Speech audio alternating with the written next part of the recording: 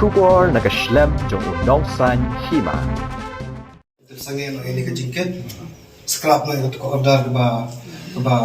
pembangkit te nidon kami kata ada dun kata te nyiro disebut sen ganyi ada ni ngate kumi Dm&Ho ngaji terus team ta siapa department ste masih directorate ta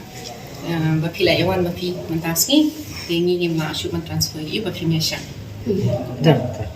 Hadin baki Kynhun Seng haringkat kilong kemi hagas ngi palai jong katayo kila hiar se MCH Hospital Nongstoiñ ban khang ye jingwan kit biang ye Tiar kitar nagata ke hospital nagaliang ke District Medical and Health Officer West Khasi Hills ke Dr. SA Lingdo kalahap ban Pynsangeh no shwa ye ke jingkit ke Dr. Lingdo haba keren bat kinong thok khubor kala ong baka jing penkit di kita Tiar kadai ke jingyo ye ke order le ke hukum na ki bor bahalor jong katanat ke badai pe bat kalaya thoru ba ki Tiar kitar kidaihi jong ke MCH Nongstoiñ Henry nomor 4 don ki nong 3 bat kampat pli kumta le si kisah penmi ye ke hukum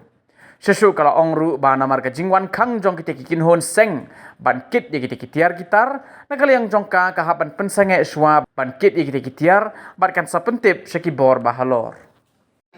Manchwana DHS ipan approval ng mission director. The mission director NHM I order yungi mangin proses ke transfer jong kita ki items ba lapan mau kuat setisha mau kuat Seng hospital and then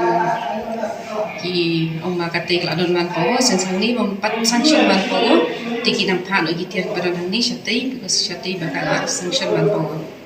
sekum ni tingin hab stall shwa ya kanika transfer